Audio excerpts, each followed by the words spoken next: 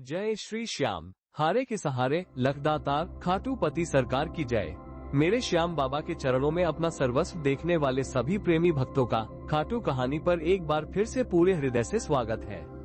हमारी इस भक्ति यात्रा में हम निरंतर उन मार्गों की खोज करते रहते हैं जो हमें हमारे श्याम प्यारे के और भी निकट ले आए। हम सब अपने जीवन में सुख, शांति और समृद्धि की कामना करते हैं। हम चाहते हैं कि हमारे परिवार को कभी किसी चीज का अभाव न हो, हमारी तिजोरी भरी रहे और हम पर कभी कोई आर्थिक संकट न आए। और इस कामना को लेकर हम न जाने कितने उपाय करते हैं, कितने जतन करते हैं। इन्हीं उपायों में से एक उपाय, एक विश्वास जो आपने और हमने कई संतों और भक्तों से सुना है, वो ये है कि अपने पस में, अपने बटुए में बाबा का प्रिय मोरपंख का एक टुकड़ा रख लो तो तिजोरी कभी खाली नहीं होती। पर क्या हमने कभी यह सोचा है कि इस बात का गहरा रहस्य क्या है? क्या ये केवल एक अंधविश्वास है या एक साधारण से पंख के टुकड़े में सच में इतनी शक्ति है कि वो हमारे भाग्य को बदल सकता है? और अगर इसमें शक्ति है तो वो काम कैसे करती है? वो कौन सा आध्यात्मिक विज्ञान है जो एक मोरपंख के टुकड़े को हमारी तिजोरी भरने का आशीर्वाद बना देता है? तो आइए आज खाटू कहानी पर हम इसी दिव्य रहस्य से पर्दा उठाते हैं। हम ये जानेंगे कि पस में रखा मोरपंख कोई साधारण टोटका नहीं, बल्कि श्याम बाबा के साथ किया गया एक दिव्य अनुबंध है, एक प्रतिज्ञा है। हम उन 3 गुप्त सूत्रों को समझेंगे जिन्हें यह मोरपंख हमें हर पल याद दिलाता है और जिनका पालन करने पर स्वयं श्याम बाबा हमारे भंडार भरने की जिम्मेदारी उठा लेते हैं। अध्याय 1, मोरपंख केवल एक वस्तु नहीं, श्याम की उपस्थिति का प्रतीक। सबसे पहले हमें ये समझना होगा कि मोरपंख क्या है। जैसा कि हमने पहले भी अपनी एक खाटू कहानी में जाना था, मोरपंख केवल एक आभूषण नहीं, ये स्वयं भगवान श्री कृष्ण की पहचान है, उनकी अमिट छाप है। यह नकारात्मक ऊर्जा का नाशक है, ये ब्रह्मांडीय ऊर्जा को आकर्षित करने वाला दिव्य यंत्र है और यह जीवन के हर रंग को स्वीकार करने का प्रतीक है। जब हमारे बाबा श्याम, जो स्वयं वीर बर्बरीक हैं, इस मोरपंख को अपने शीश पर धारण करते हैं, तो वह कृष्ण के दिए हुए वरदान को और उनके स्वरूप को सहर्ष स्वीकार करते हैं। तो जब आप एक भक्त उस मोरपंख के एक टुकड़े को अपने पस या बटुए में रखते हैं, तो आप क्या कर रहे होते हैं? आप केवल एक पंख नहीं रख रहे होते, आप प्रतीकात्मक रूप से साक्षात अपने श्याम बाबा को, उनकी उपस्थिति को अपने उस बटुए में स्थान दे रहे होते हैं। इसे एक सरल उदाहरण से समझिए। हम में से कई लोग अपने बटुए में अपने बच्चों की या अपने माता पिता की एक छोटी सी तस्वीर रखते हैं। क्यों? क्या उस कागज के टुकड़े में कोई शक्ति है? नहीं, पर जब भी हम बटुआ खोलते हैं और उस तस्वीर को देखते हैं, तो हमें याद आता है कि हम जो भी कर रहे हैं अपने इस प्रियजन के लिए कर रहे हैं। वो तस्वीर हमें कोई भी गलत काम करने से रोकती है, वो हमें और अधिक मेहनत करने की प्रेरणा देती है। ठीक इसी प्रकार जब आप अपने पस में मोरपंख रखते हैं, तो वो श्याम बाबा की तस्वीर बन जाता है। वो एक स्मृति पत्र बन जाता है जो आपको हर लेन देन के समय, हर आर्थिक निर्णय के समय ये याद दिलाता है कि श्याम तुम्हें देख रहा है और यह छोटा सा पंख उस बटुए को, उस तिजोरी को पवित्र बना देता है। बाबा की कृपा केवल पवित्र स्थान पर ही बरसती है। अध्याय 2, मोरपंख के 3 अमीर बनाने वाले संकल्प। असली रहस्य अब शुरू होता है। जब आपने बाबा को अपने बटुए में बिठा लिया, तो आप केवल एक वस्तु नहीं रख रहे, आप 3 आध्यात्मिक संकल्प ले रहे हैं। यह मोरपंख आपको दिन में 100 बार उन 3 संकल्पों की याद दिलाता है जो समृद्धि के आधार है। पहला संकल्प, ईमानदार कर्म का संकल्प। मोरपंख धर्म का प्रतीक है, पवित्रता का प्रतीक है। जब आप अपना बटुआ खोलते हैं और आपकी नजर उस पंख पर पड़ती है, तो वह आपसे एक प्रश्न पूछता है, क्या ये धन जो तुम इसमें रख रहे हो या जो तुम इससे निकाल रहे हो, वह धर्म के मार्ग से आया है? बाबा का वचन है कि वह लखदातार है, पर वो केवल शुद्ध धन के दाता है। बेईमानी से किसी का हक मारकर या अधर्म से कमाया हुआ लाखों रुपया भी जब आपके पास में आता है, तो वो धन नहीं, श्राप लेकर आता है। वह आपकी तिजोरी को भरता नहीं, बल्कि आपके सुख, आपकी शांति और आपके स्वास्थ्य को खाली कर देता है। पस में रखा मोरपंख एक चेतावनी है, एक रक्षक है जो आपको अधर्म के धन से बचाता है। यह आपको याद दिलाता है कि बाबा केवल उस तिजोरी को भरेंगे जिसकी नींव ईमानदारी और मेहनत के पत्थरों से बनी हो।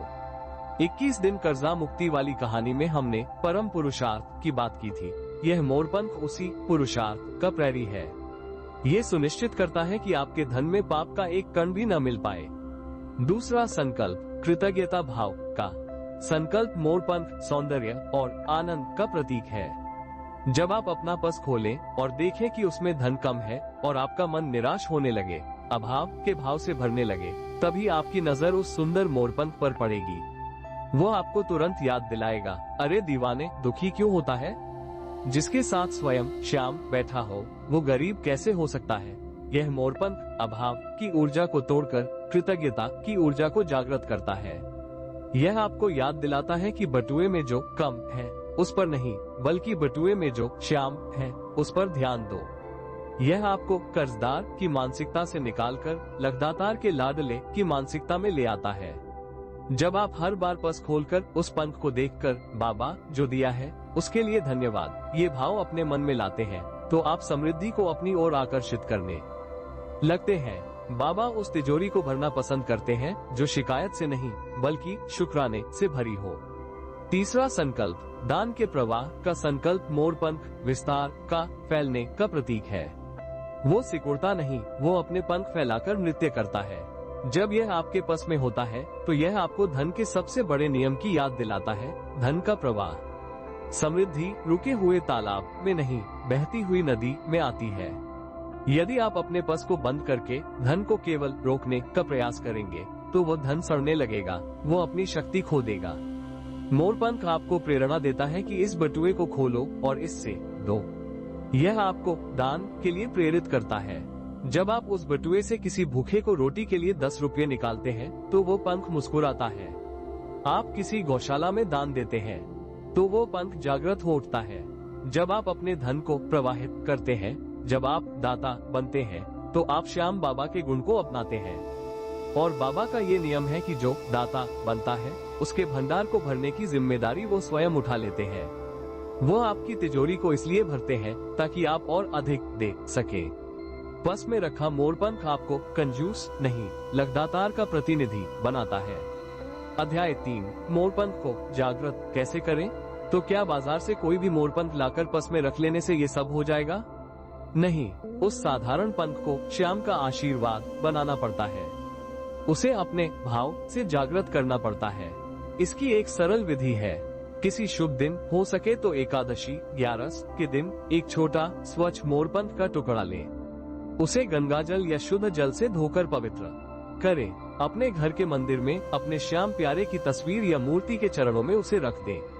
एक दीपक जलाएं, कुछ पुष्प अर्पित करें और फिर हाथ जोड़कर बाबा से प्रार्थना करें, हे मेरे श्याम, हे लखदाता, मैं इस मोरपंख को आपका साक्षात स्वरूप मानकर आपके आशीर्वाद के प्रतीक के रूप में अपने पास धारण कर रहा हूँ। ये केवल एक पंख नहीं, यह मेरे लिए आपकी उपस्थिति है।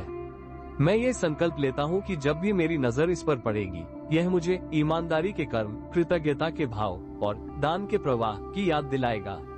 हे बाबा, आप मेरी इस प्रतिज्ञा के साक्षी बने और मेरे इस बटुए को, मेरी इस तिजोरी को अपने आशीर्वाद से इतना भर दें कि मैं आपकी कृपा को और अधिक बांट सकूं। कुछ देर उसे बाबा के चरणों में रखा रहने दें। फिर उसे उठाकर पूरे आदर के साथ अपने पास या बटुए में किसी स्वच्छ स्थान पर रख लें, जहां वह मुड़े तोड़े नहीं, जहां उसका सम्मान बना रहे। बस हो गया चमत्कार। अब वो एक साधारण पंख नहीं, वह श्याम का जागृत प्रतीक है जो आपके संकल्प से बंधा है। उपसंहार तो मेरे श्याम प्रेमियों, बाबा खुद तिजोरी भरेंगे, ये बात 100% सत्य है। पर वो तिजोरी में धन बरसाकर नहीं भरते, वो आपको उन गुणों से भर देते हैं जिनके पीछे धन स्वयं भाग कर आता है। पर्स में रखा मोरपंख आपको बेईमान से ईमानदार बनाता है।